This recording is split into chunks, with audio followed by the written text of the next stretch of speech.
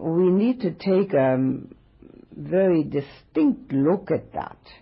It doesn't just mean that we get life-threatening diseases, or particularly it doesn't mean that we have been thinking wrongly and that's why we get sick. Doesn't mean that at all. The Buddha also got sick and died. And it's hard to imagine that he was thinking wrongly.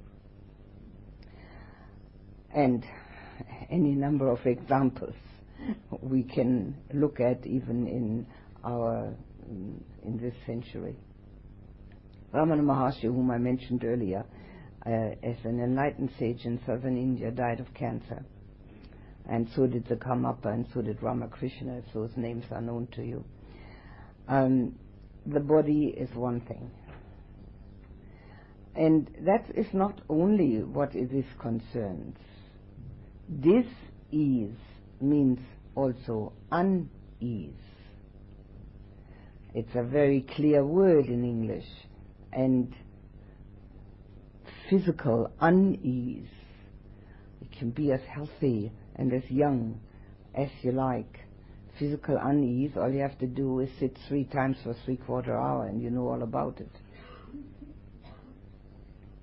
It's very simple.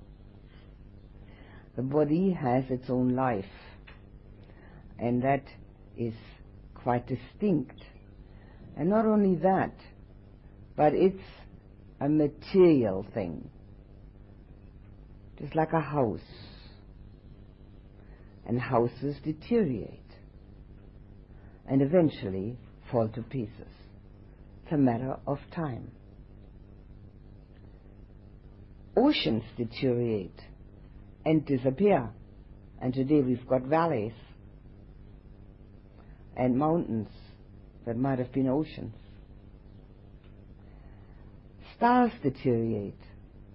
All we see is the light, which probably emanated from them like 30,000 light years ago, and they're long gone. Why shouldn't we deteriorate? There's no reason for that at all. It doesn't have any logical explanation. That's the way it is. But the way it is, we need to come to terms with it in a way which makes it a natural passage. Just as it is a natural passage. And most people in the world are very much set against this natural passage of decay, disease, and death. They like to find ways and means which counteract all that, which is not to say that we shouldn't take medicines when we're sick. The Buddha himself advocated that, and one of the most favored medicines in his day was urine, and is still being used in many of the forest monasteries in the Buddhist countries. It's probably not as quickly effective as antibiotics, but it's supposed to have antibiotics in it. So there's no saying about this that we don't take medicine when the body is sick, but we need to come to terms with the fact that this is the way it is, and not to expect otherwise. And whether we live 30, 20, 40, 100, 150 years, what's the difference? It's all a passing show. And if you can think for a moment, would you actually like to live 500 or 1,000 years? I mean, the thought alone is already gruesome.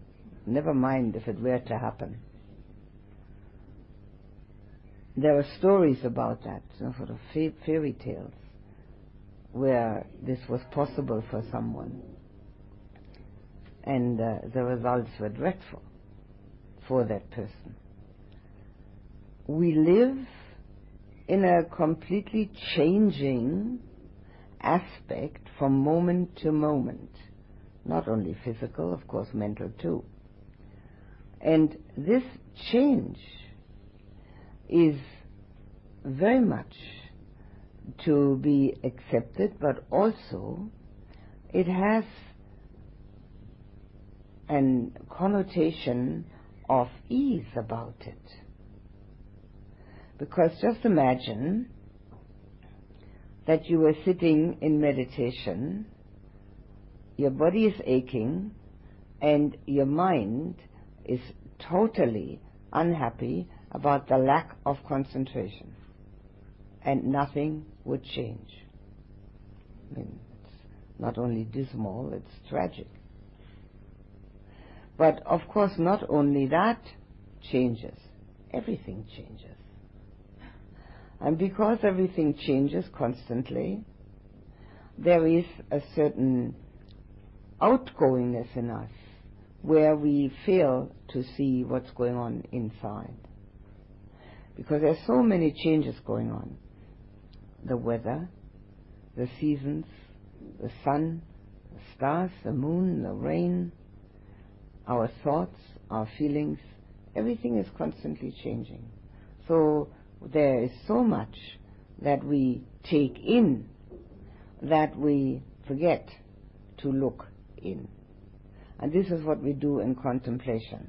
We try to look in.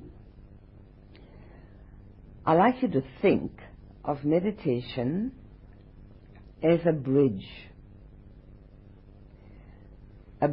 from the worldly to the transcendental.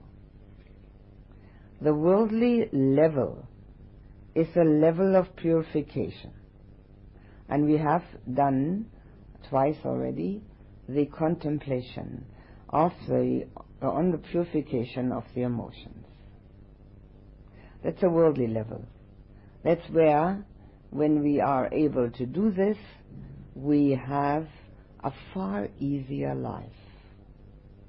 Everything is far smoother. It's the oil in the machinery. But it's a worldly level. Now, meditation itself is also not super mundane. It's a bridge between the worldly and the transcendental. It enables the mind to see different levels or experience different levels of consciousness. And the transcendental, supermundane level is the level of insight. Now, when we do the contemplation on decay, disease, and death, and there are two more, one is karma,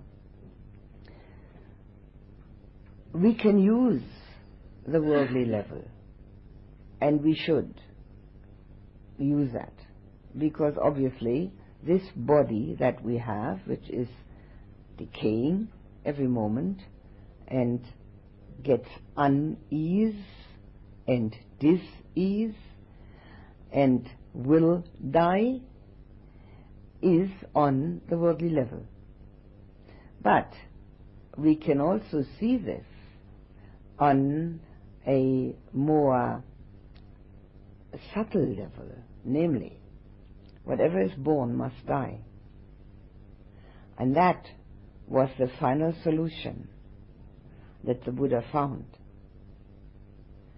The final solution, which is called Nibbana, and which has embedded in it the experience of dissolving into the matrix of existence, where there is no separation and where there's no rebirth necessary. And when there's no rebirth, there can be no re-death. That we're all going to die this time around, I think we can take that for granted. I don't think we need to discuss it. But we have possibilities. And the first one of those possibilities for acceptance and ease of mind is to recognize the fact that there's nothing threatening in death. It's part of life. Now there's another way of looking at death, and many other ways. I'll just mention another one for the contemplation purpose. We can only have any effect each moment, this moment. So any moment that we use for recognizing ourselves in a more distinct way and not shying away from the things which are so obviously true, and not sticking our heads in the sand because we don't want to know about them, but seeing them for what they are, a passage, first from birth to death, and then death itself. The difficulty that everybody experiences with death is the fact that one thinks, me, I am going to be annihilated. I'm going to be finished. Well, there we need to have a bit of an insight into the fact that there was nobody there to start out with. And nobody can be annihilated. We're just having a passage. We're a guest performer. And on the worldly level, we try to perform in a pure and purified way. And then realize that any guest performance has got to finish. Nobody can be a guest forever. People consider death a tragedy. Actually, it's the other way around. It's release. And if it's done the right way, one should never extend one's condolences.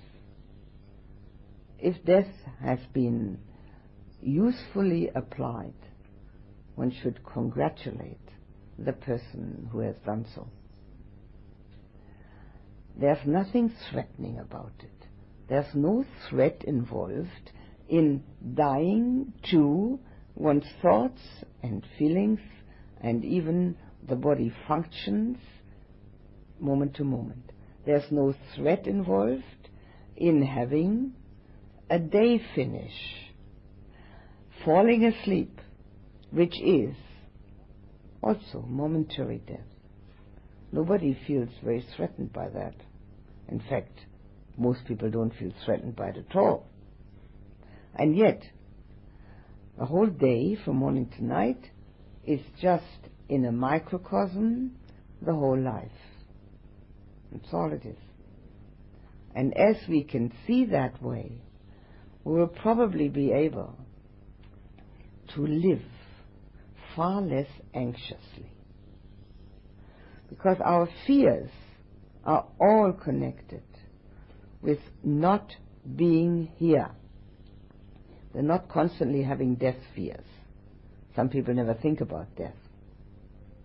But our fears are also concerned with not measuring up, not gaining our goals, not being appreciated.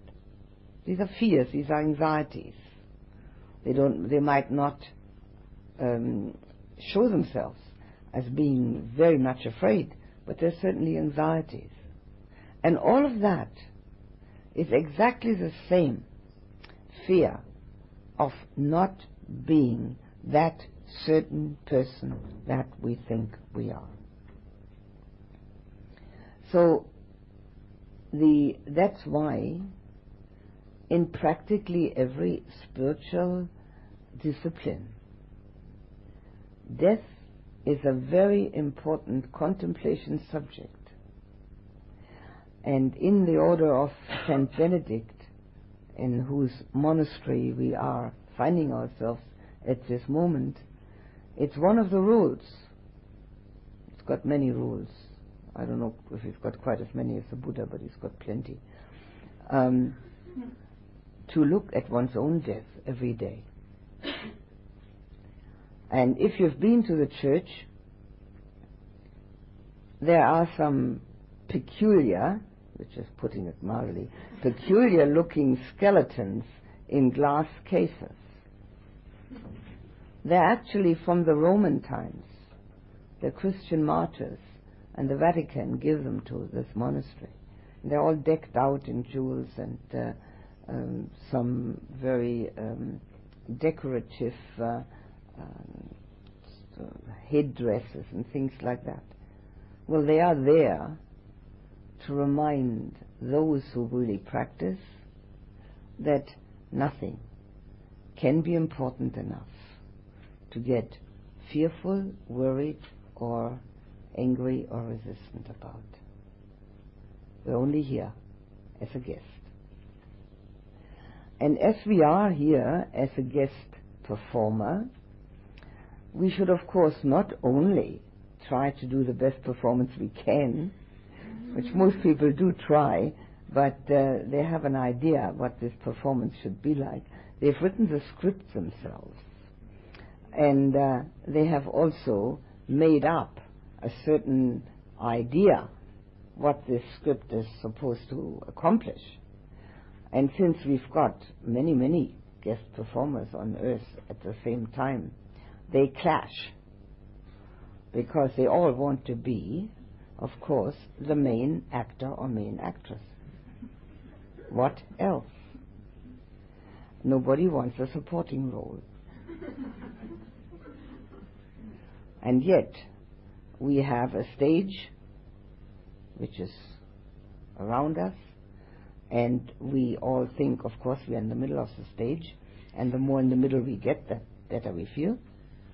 And then all the other people are just having these supporting roles, and if they don't support the main actor, that's tragic.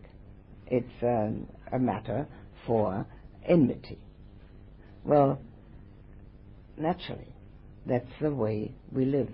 Not quite successfully, but that's how it happens all the time. Now, some people are more able to step back into the background a little. Some of them quite willingly, when it becomes an escape mechanism, which also doesn't work. Some step back because they actually know it's not quite as important to be in the middle. And some do it because it's their tendency to do it, which is also all right. But when it's an escape mechanism, it doesn't work either. Because what are we escaping from? There's no way to escape. We're born and we're going to die.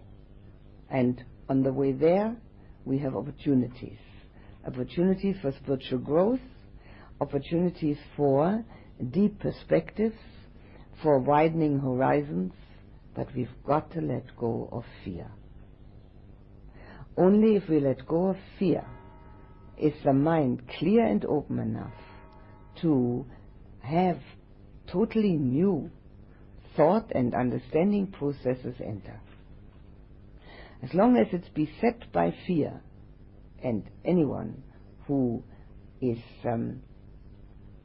faced with the idea that death is an annihilation of self, has fear of it.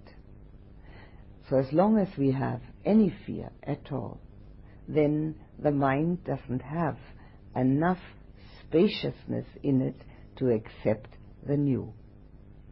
So what this contemplation also aims for is to reduce our fears, to see all these natural happenings in their true perspective, so that we can actually live each moment without trying to think of how many more we've got.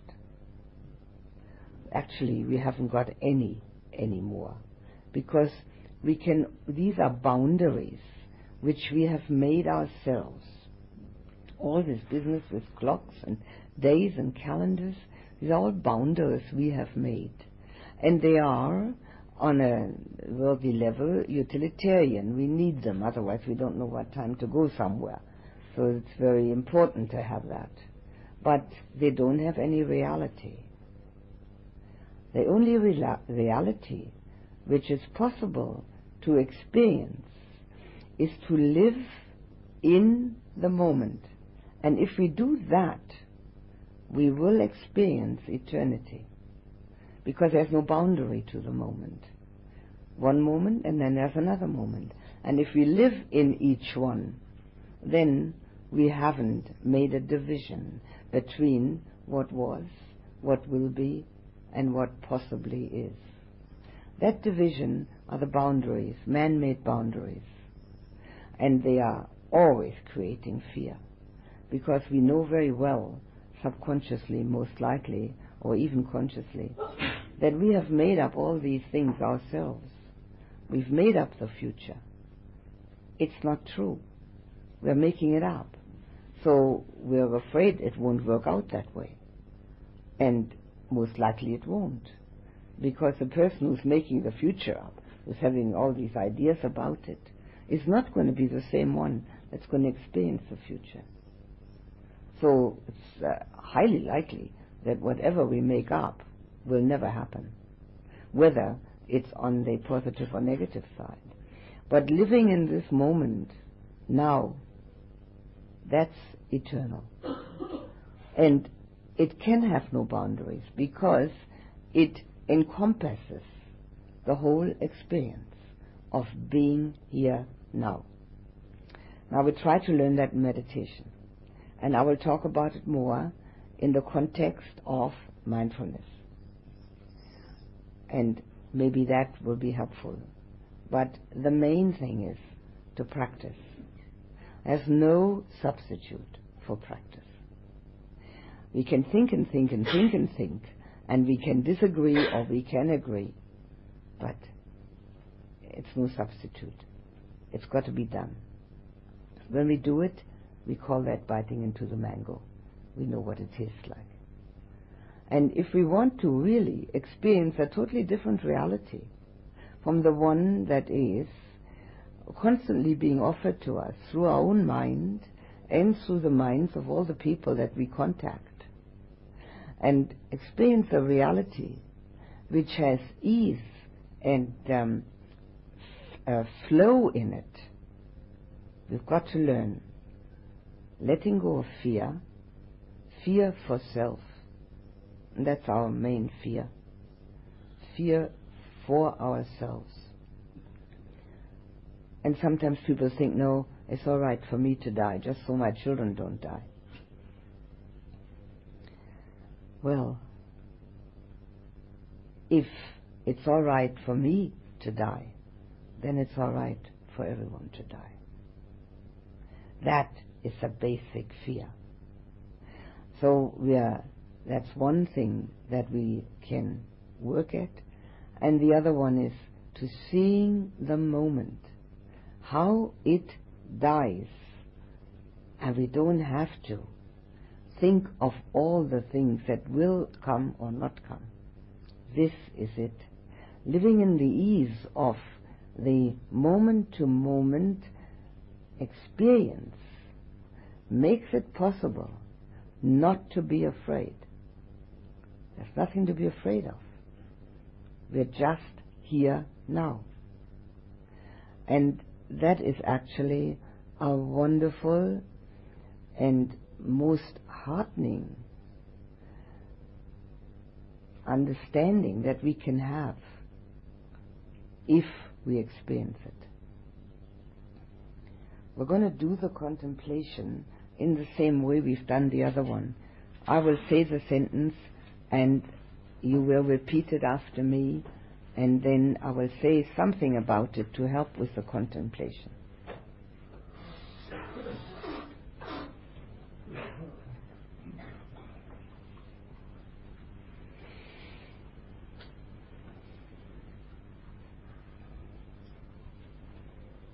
And we'll put the attention on the breath for just a few moments.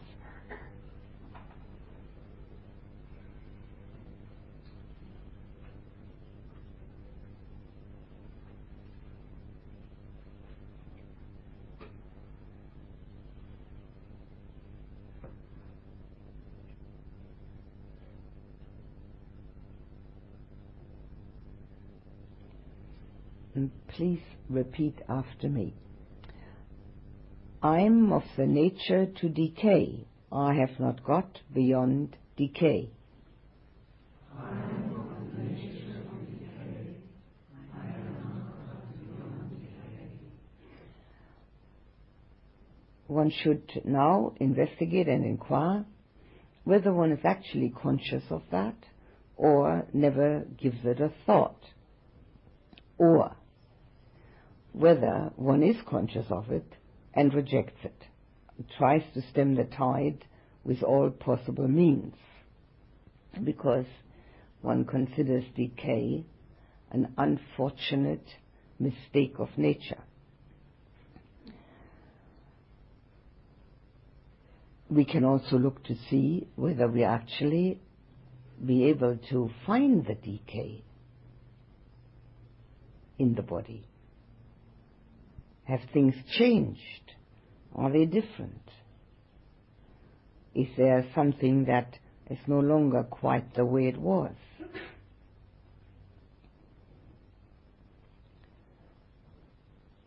It's very important to recognize whether we have, having recognized the decay, whether we have a resistance to it.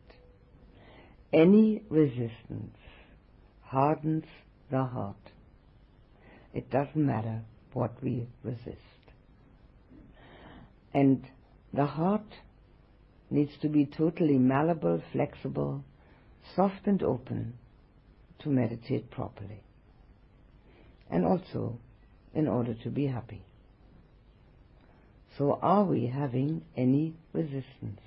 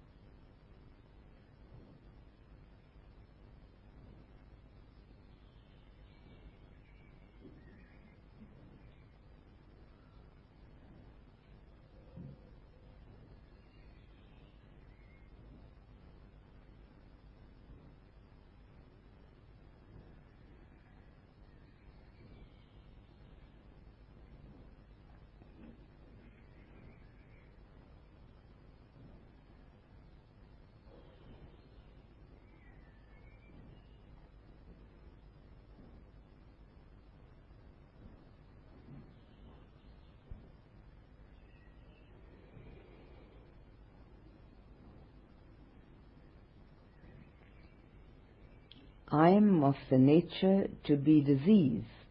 I have not got beyond disease.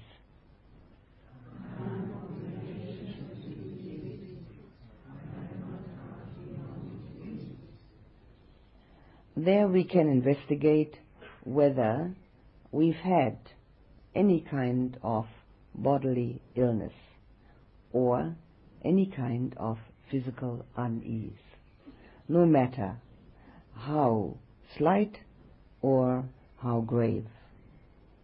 Toothache, headache, tummy ache, sprained ankle, measles, whatever it may be, colds. And then have a look. Did I want those diseases? Obviously not. What does that tell me about the ownership of this body? Am I truly in charge? Or does the body have its own functions? Obviously, we react to it with the mind. But Am I really owner? And is that really me? And if so, why does the body do things I heartily disapprove of?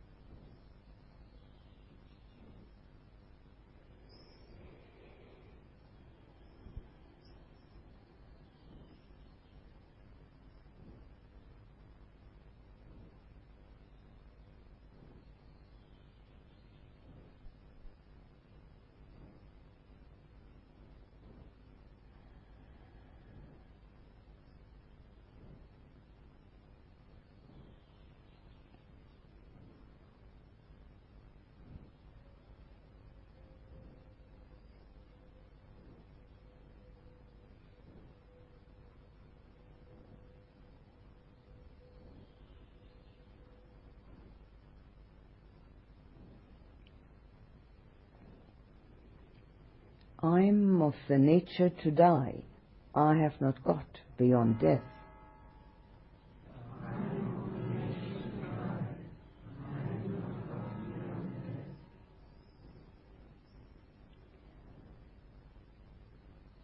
There's hardly any question about that. But one of the things we need to investigate. Would I be ready to die now? And if not, why not? And then investigate whether there is a certain underlying fear that I may not be able to prevent death. What am I afraid of? Why is there fear? Why don't I accept death as naturally as we accept birth?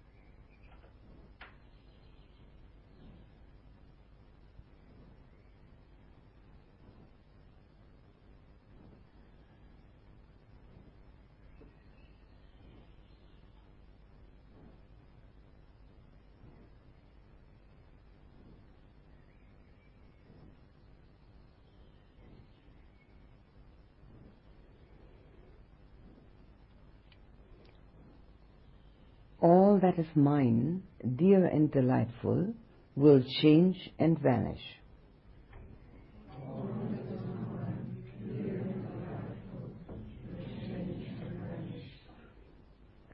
This we need to investigate from our own personal experience, whether the people, the situations, the feelings, the experiences that we have found delightful, which were dear to us, whether they have changed or possibly even vanished.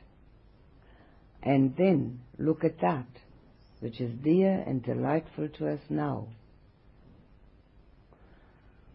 Can we accept the fact that that too will change and vanish? That includes our self, but all the things that we hang on to. Are we willing to let go of the clinging?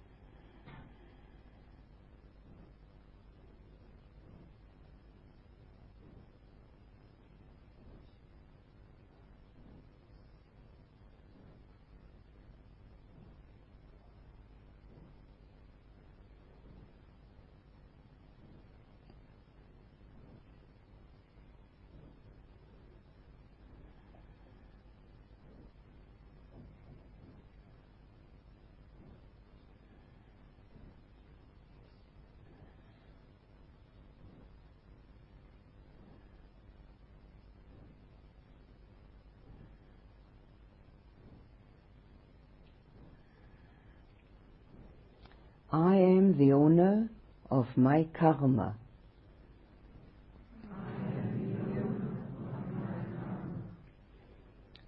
Here we can investigate whether we are taking full responsibility for everything that happens to us, or whether we're looking for outside causes. Karma is the cause and effect teaching, which means that anything that we experience has been caused by previous intention, although we may not be able to connect the two. So what it needs here is an investigation whether we feel totally responsible for our own situation, for the happenings in our life.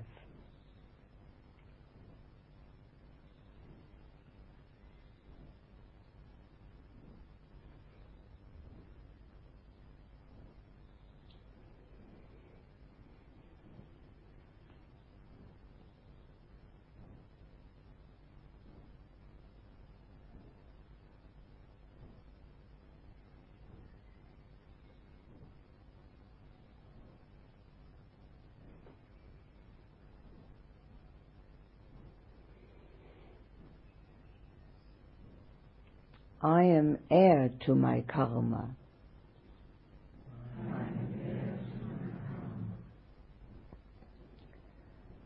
Here we can investigate whether we are aware that we inherit the effects. So if we want a valuable inheritance, we have to manufacture it ourselves.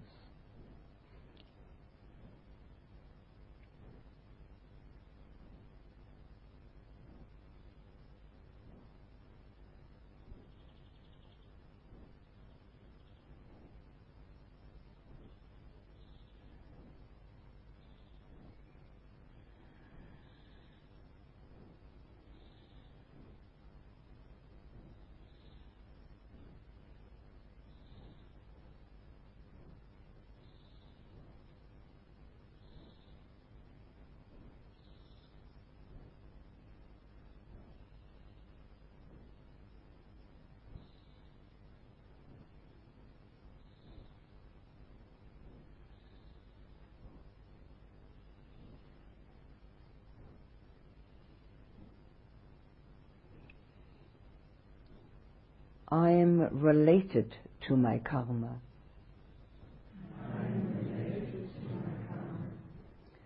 This is the closest relationship that we will ever have. It's as near to us as our own skin. And it's the one relationship that we are forced to come to terms with. We have no choices.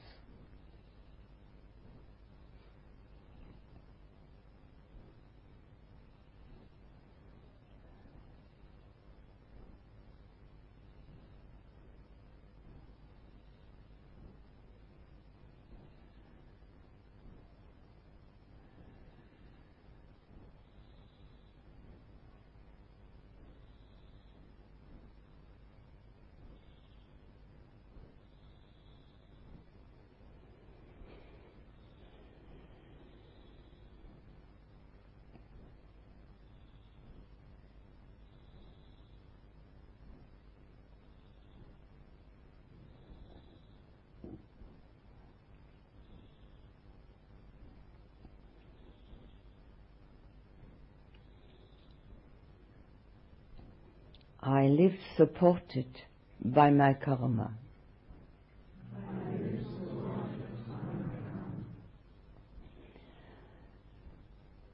This means that whatever karma we have made is our life support.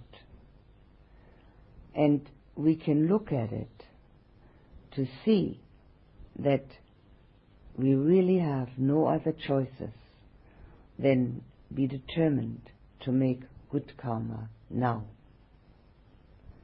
Our support system on every level, physical, mental, emotional, is a karmic resultant.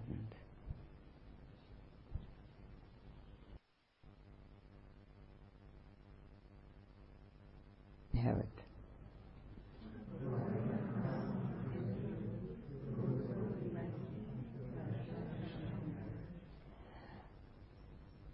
That is an affirmation for this particular moment. This is the first moment of the rest of our lives. What are my intentions? And if I take karma and its resultants into consideration, what are my intentions?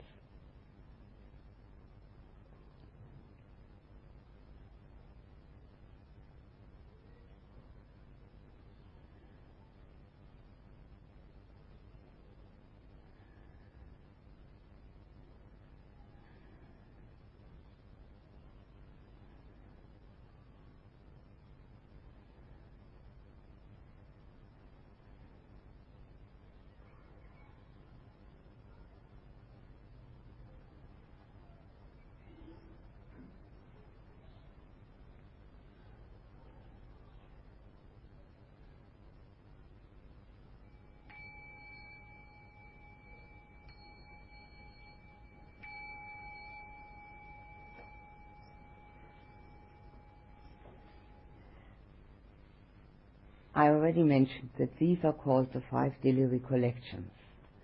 And from that, you can already assume that they're important. Important for everyday contemplation. And while you're here in the course, you have lots of time to do that. You can do it in your individual meditation time. You don't have to sit here in order to do it. You can sit anywhere to contemplate. You can stand under a tree and contemplate. Just so you keep your mind on the subject. And if there is a resistance in the mind to think of one's own death, decay or disease, you can be assured that it is even more important that one does it. That resistance shows that one really doesn't want anything to do with it. And yet, these are laws of nature. And we have this very strange habit, human beings have that strange habit, of trying to go beyond or against the laws of nature. And nothing good comes from it. We know very well what happens when we do that in nature around us. So nothing good comes of it, going against the laws of nature in one's mind, against that which is absolutely certain. Anybody who's ever been alive and is not alive now is dead. There are no two ways about it. And we're all on our way to the cemetery.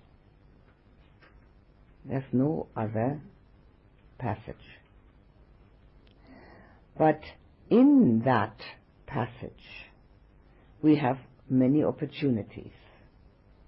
And the very first opportunity we have is the acceptance of the fact that we have no idea how long we're going to be here. It's very rare that a person knows. And we have no idea how long our loved ones will be here.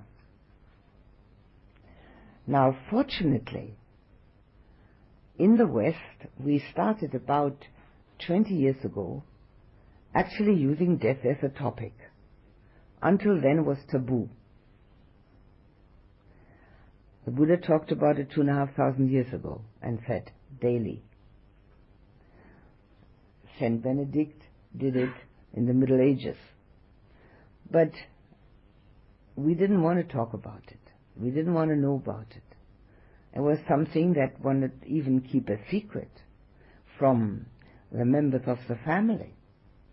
And of course, trying to keep it a secret from the one who was dying. But it's quite certain that when one is dying, one knows. Whether anybody tells one or not is totally immaterial. As a certain change, and that change is known. So one doesn't have to tell anybody really. But it's absurd to try to keep it a secret. And it's equally absurd to keep it a secret from oneself while one is alive. Why keep anything a secret which is absolutely certain, which cannot be escaped, and which is no threat and no tragedy? It's just the passage of a living being. All living beings die. And that includes nature around us. I already mentioned oceans and stars and everything that we can think of, mountains even. It's a matter of time. One thing we can do at this point in time to make that passage easier for us is not to do anything that we would regret later. To be very careful. Because if one does something on the spur of the moment, impulsively, instinctively, one may very well regret it. And one may still regret it on one's deathbed. And then dying is difficult. Regrets are resistances, they're negativities. So that's one thing we can do, which means making good karma. Having the intention. The Buddha said, karma, O monks, I declare, is intention. Having the intention and trying to live by the intention. And possibly improve the intention. And improve what one is doing. So that there is a certain feeling of contentment about one's passage through life. Contentment is absolutely essential for meditation, and it also produces self-assurance. Without self-assurance, life is difficult, spiritual path is difficult. Everything is difficult. So that's one thing we can look at, the intention. Now, how do we make good karma? How do we do nothing that we would ever regret? Making good karma has many possibilities, and on one level it is being helpful, being loving, giving oneself, not wanting to take, but giving. And if we do that, we will also see that there is contentment coming from that. We all have love to give. We can always learn to be helpful and to think of others. That doesn't mean that we think of others to the exclusion of caring and looking after ourselves. As you know, we start the loving kindness meditation with having love for ourselves. What we don't feel for ourselves, we don't feel for anybody. No matter what we think we feel. We very often think we feel something. The more acceptance and lovingness is extended towards oneself, which does not mean indulgence, which is a total opposite to that, the easier it is to love others. So that's one thing that we can determine to do.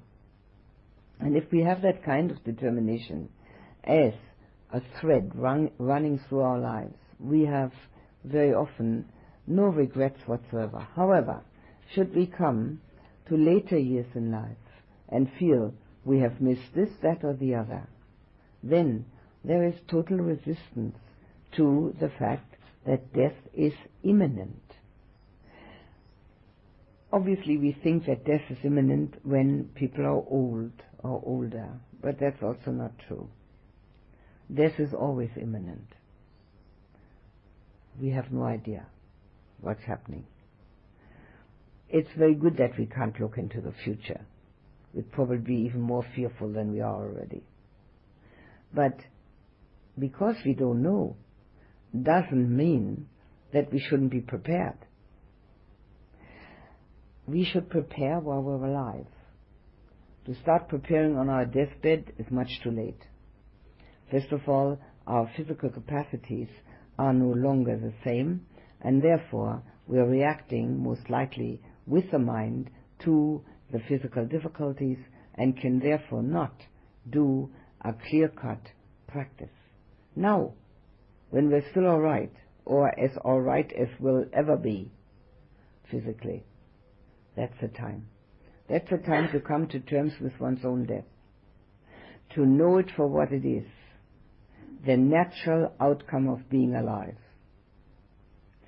and nothing to be afraid of. There are a number of books that are very interesting to read, and they depict stories, are very, some of them, two of them I've read, they have the stories of people who had near-death experience in hospital and were brought to life again with some modern technique. And they tell about their experience. And it can be taken for granted that they actually had that experience. Because what it entails is also that after they came back to life, first they were angry at the doctor. That was the first thing, that he brought them back to life, because they were having a wonderful time, actually. And then when they made up their mind it was all right to be back there, they also changed their lifestyle. And they became far more concerned with the well-being of others. And the experiences that are in those books and written by a doctor, the one I remember most vividly is by Dr. Moody, are most certainly personal experiences.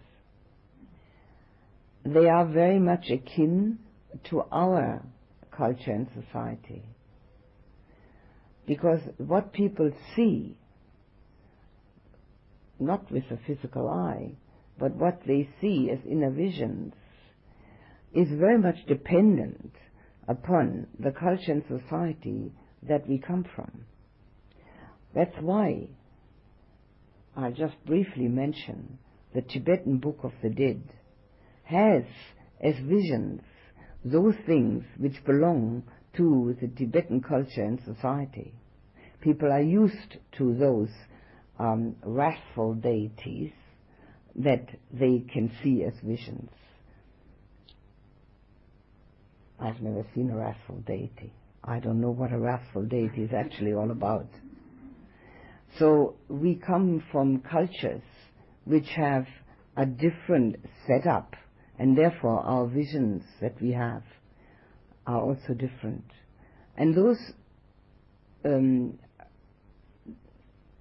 stories or those personal experiences show quite clearly that the passage from life to death is gentle, and it is elevating, and it is non-threatening, and it is, when you accept it, there's no fight. It is something that one could even compare to a very, very concentrated meditative state in the formless absorptions. They didn't say that. I'm saying that. But from what was written, one could actually make that kind of conclusion. So there is absolutely nothing to be afraid of. What we are afraid of is, unfortunately, the strongest craving we have. As I told you, the Buddha made this enlightenment statement of the Four Noble Truths. The first noble truth, that there is dukkha in all existence. Second noble truth, that dukkha has only one cause, and that's craving. And that there are three kinds of cravings. And they are the craving to be, the craving not to be, and the craving for sensual gratification. The strongest is the craving to be. Sometimes, when everything goes wrong, and one is very depressed, then the craving not to be comes into play, but it's nothing but the other side of the same coin. It's just exactly the same thing as the craving to be. Now this is our strongest, and it produces dukkha. Why does it produce dukkha? Because we know very well that this craving can never be realized. One of these days we're not going to be. So we're actually craving something which is totally impossible. And we make ourselves rather unhappy with craving something which we can never accomplish. Wouldn't it stand to reason to let go of that craving? Yes, it would, naturally. But It's not as easily done as said. Because in order to do it, one has to see oneself in a different light. It's not enough to see oneself as a guest performer. That's a beginning. It's not enough to realize that our thoughts and feelings are constantly changing and that there's no security in them. It's a good start. It's not enough to realize in meditation that our thoughts are very often unbelievable and we therefore don't really have to follow them. It's a good beginning. It sort of shakes the foundation of the ego belief a little. But in order to totally get rid of the craving to be, one has to get rid of the illusion who we are. And this is the pathway where everything leads to get rid of this illusion. When we get rid of that illusion, there are any number of misconceptions about what happens after one gets rid of that illusion. One of the misconceptions is one isn't going to do anything. One's totally inactive. Why one thinks that way is not quite clear, because getting rid of an illusion doesn't mean the same as inactivity. The other misconception is that should we get rid of the illusion of self, that we're not going to enjoy anything. It's just the other way around. One enjoys everything far more.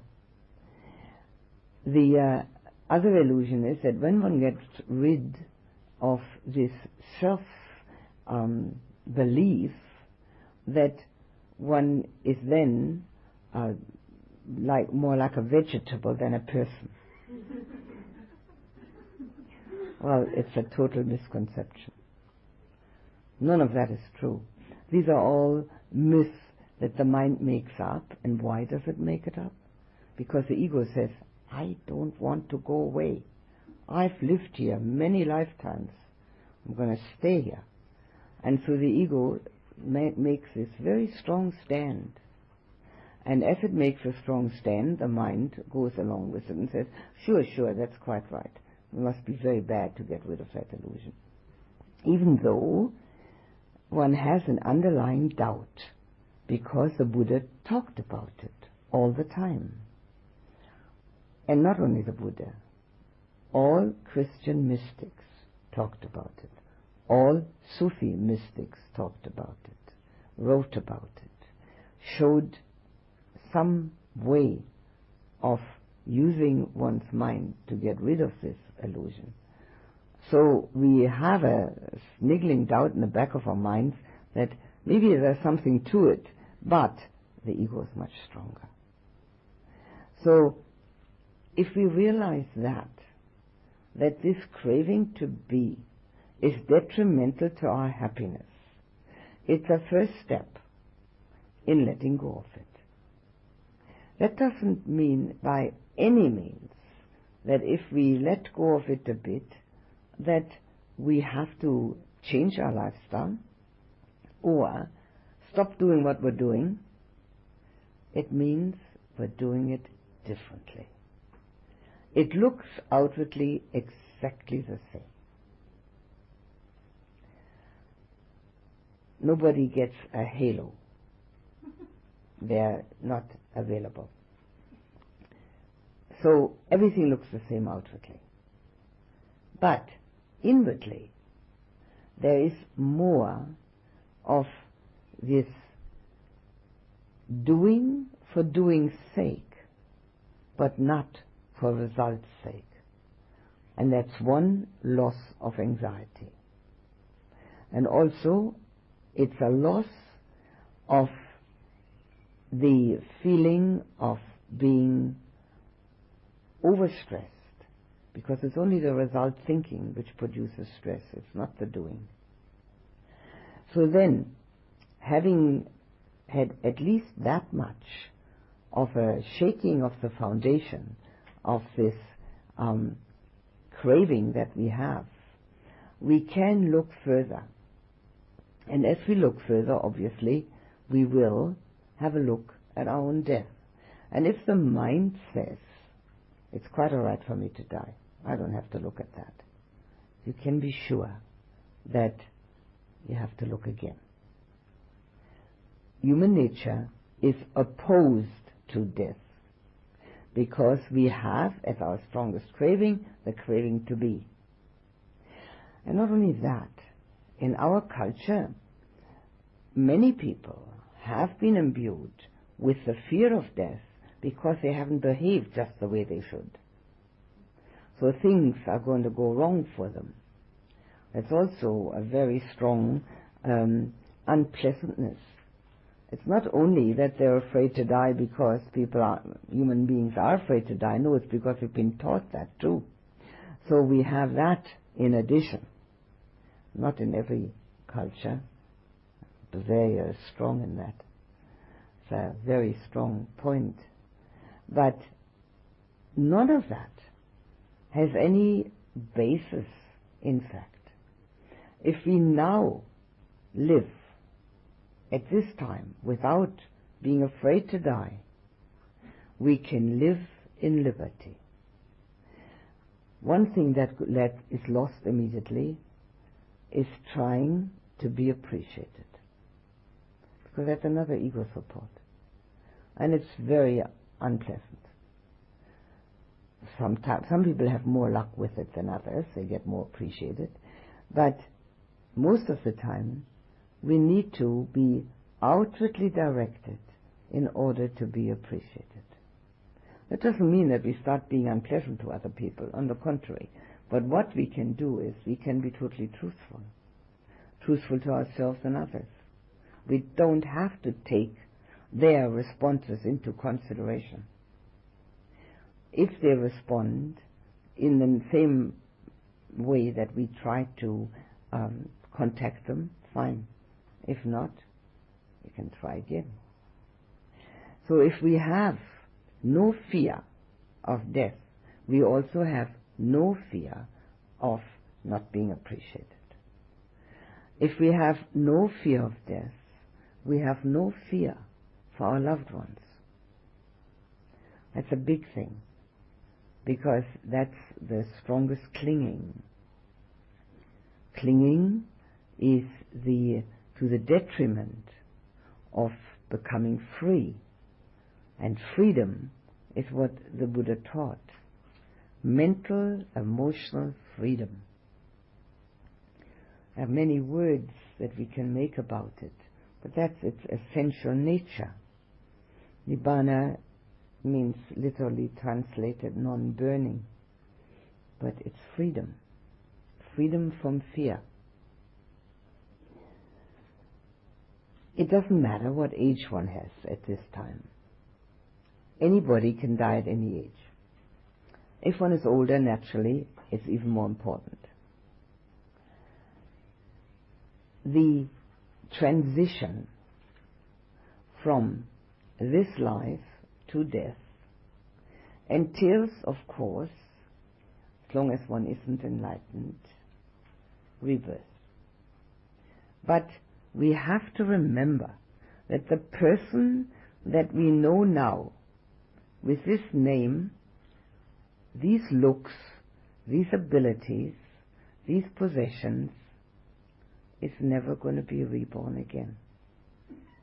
Never. That's it.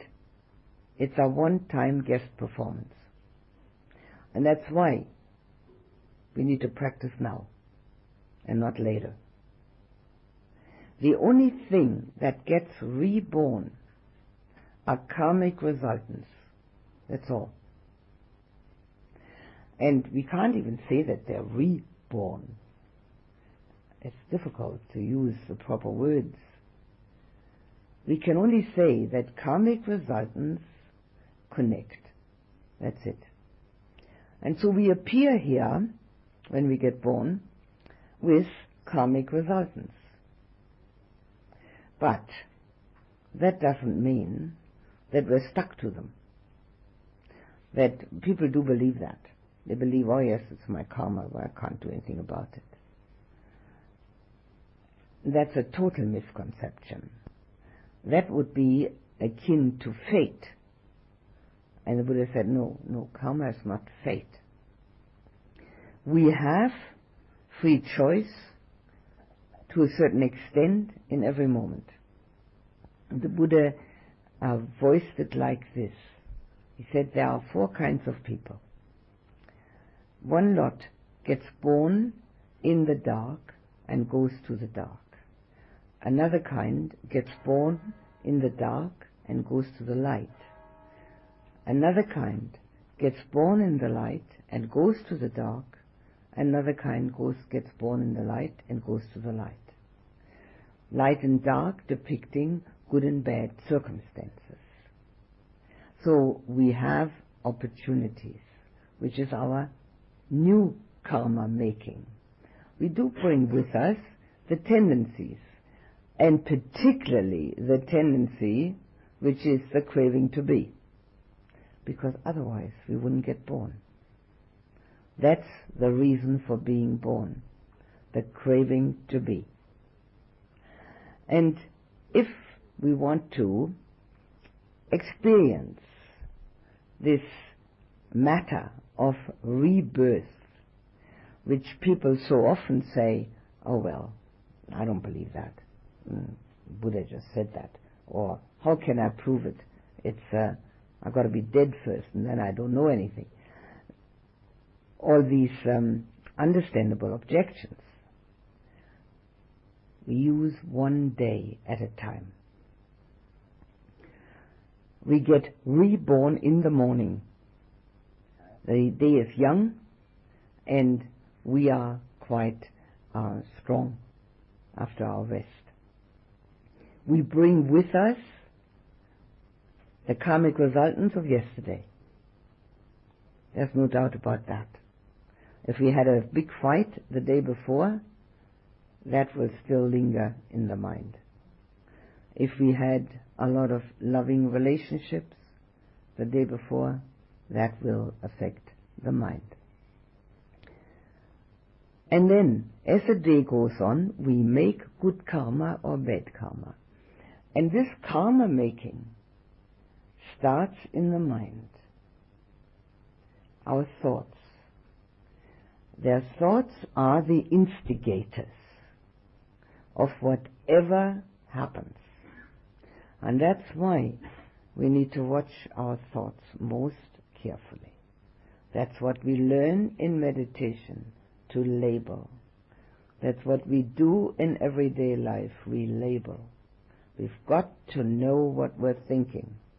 And if the thought process is unwholesome, we are making bad karma. If it's wholesome, we're making good karma. And anyone can teach him or herself to make good karma.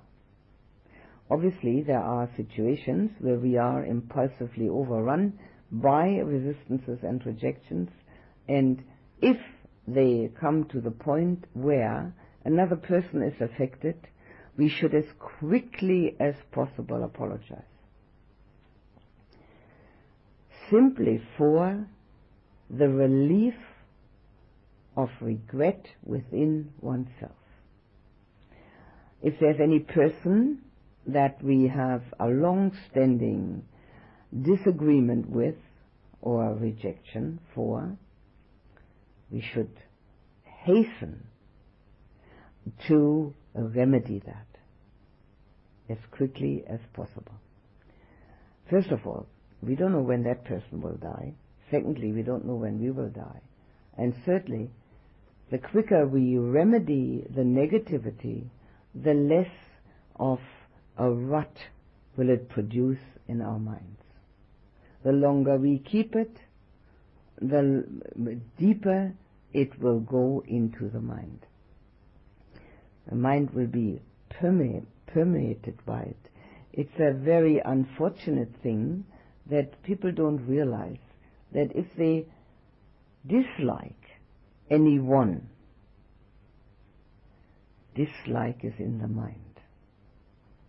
And it affects the mind and the heart. It can't be otherwise. We cannot make compartments in our mind and our heart. There are other compartments for the people we like, and here are some compartments for the people we don't like, and we can keep them all separate. It just can't be done. It doesn't work that way. It doesn't have any drawers, the mind, where we can do this. So the whole thing goes on in heart and mind. So the quicker we get rid of it, the better. And particularly if we realize that a person that we have had a great difficulty with and have not ironed that out in this life will definitely reappear for that next person that is getting reborn, and they're going to be exactly the same difficulties.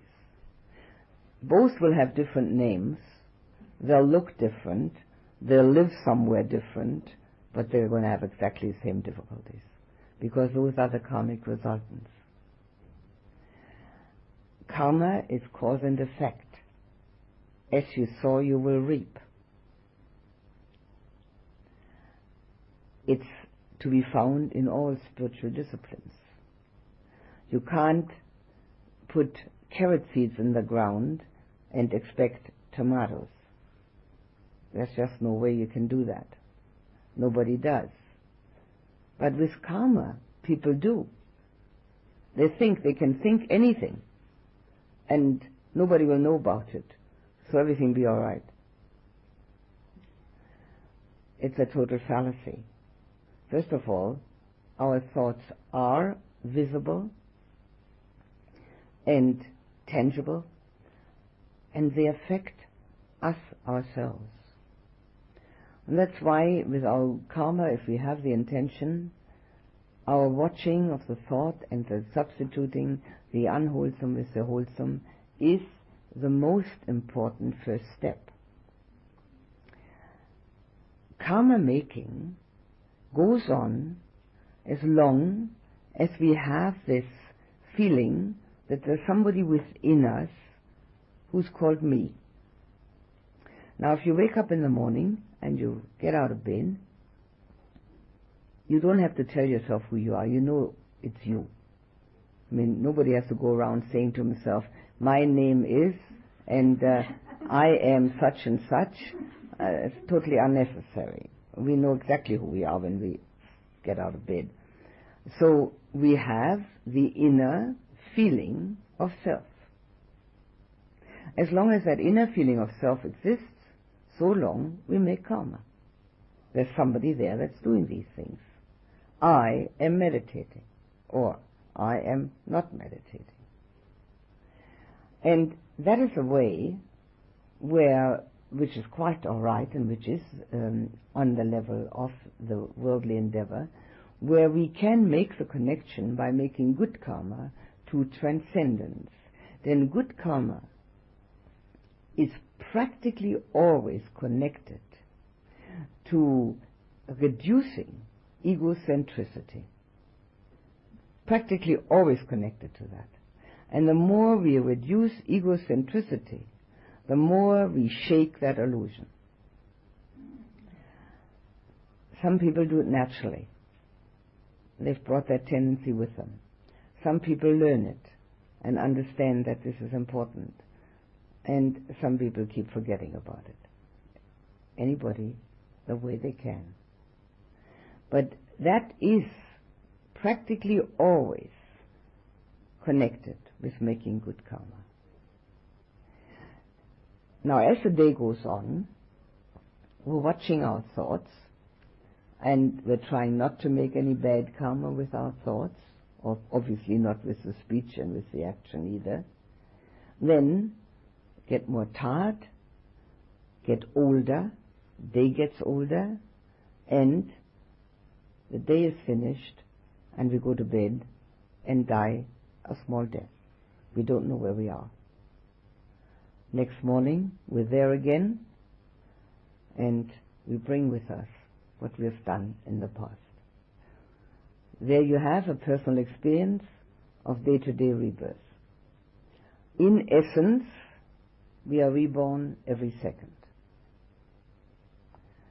And as I said, get out old photo albums and stand in front of the mirror, and you will know. what is meant by that we get reborn every second. Now, if you take that to heart, getting reborn every second, and living that second, if that actually sinks in as a personal experience, then there can be no fear of death. Because the next second from life into death is nothing but the dissolution or the separation of mind from body, and eventually the dissolution of the body. That's all it is. There is a next moment. The next moment is only not there for fully enlightened one, but otherwise there is the next moment. So fear of death is so widespread and so ingrained because we think this is it, just being here. But if you think for a moment, if that was all there was, is it really worth it? It's beset with difficulties, isn't it? There's always something. Being afraid of this or that, wanting something new, getting here or there, having unease, body or mind. Is it really worth it? So the mind goes to the future. It's going to be better in the future. Really? If one has more past, one knows that too isn't true. But if we let go of this idea that there's something behind the next second, but be in it, then there's nothing to fear. We flow with that stream that starts at birth and goes on after death. We flow with it. If we don't live in this very moment, it's like damming the stream. We put boulders in it because we don't want it to flow like that. And what do we get when we make a dam? We get turbulence. That's what people have. They have inner turbulence because things are not totally satisfactory if they really begin to look. So living our life at least in one day, from morning to night, is already a big help in not being afraid of what comes after. Why should we worry about what comes after? There's nothing after. It's always now. And it is just as gentle a transition as we go to bed at night and wake up in the morning. It's the same transition. It's being asleep and being awake is different. So that's the same thing. And if we can learn through meditation to actually have the attention one-pointedly on this one moment, we will experience no fear. And no fear is liberating. There's nothing that can be more liberating. Now, people have fear for the lives of their loved ones. They have fear of their old age, fear of diseases, fear of death, naturally. They have a fear of political upheavals, of the atomic bomb, of any number of things. Can't think of all of them, but I'm sure you can, help to think of all of them. So, what for? This is the moment, and it's a gentle stream which keeps on flowing. And as long as we flow with it, and do not try to turn the tide, and do not try to stem that flow, but be totally contented to be in it, as long as we do that, then there's nothing at all to fear. people of all ages have lived and died. All you have to do is look at a history book. And they have had the same fears and worries and upsets that we have. But it's not necessary. There have always been some that have seen it differently. And as they see it differently, they can live differently inside of themselves, not outside, inside. What they do outside is very often according to circumstance. Whatever their circumstances are, that's what happens outside. But within that acceptance of the gentle flow which keeps going, of course, gentles heart and mind. And as it becomes gentler, it can meditate better. And as we can meditate better, we have a much stronger transition from the worldly to the supermundane or the transcendental.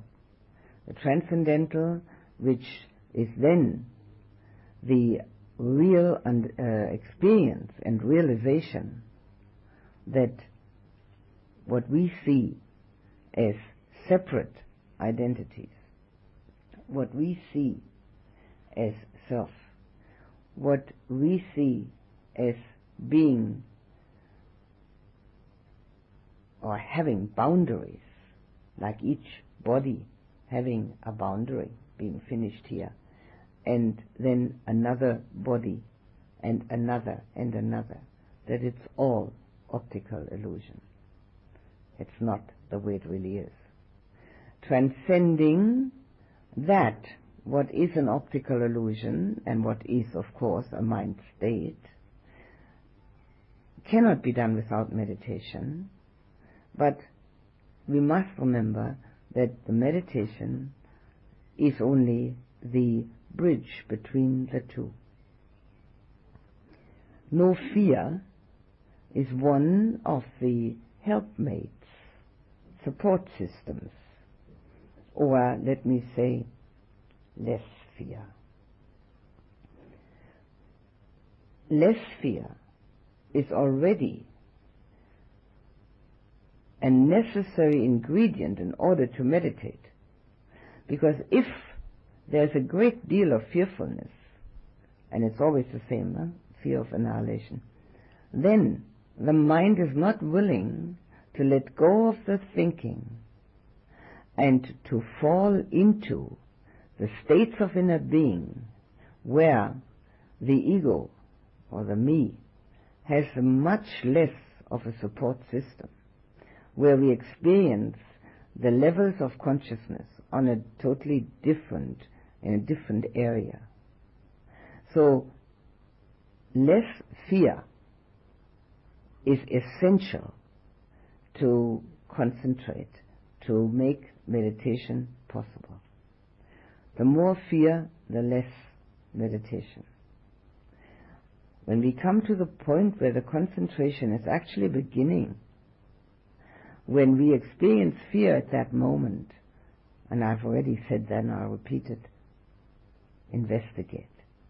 What am I possibly afraid of? What can happen? And if you investigate truly, you will see nothing can happen. Nothing at all. What's the worst thing people can be afraid of? Death. So, it will happen anyway, whether we're afraid of it or not.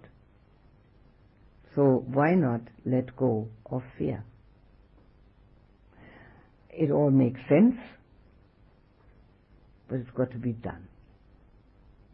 And that's why we use the contemplation, in order to get in there and see it for what it is within. I like to suggest once more that every day you use some time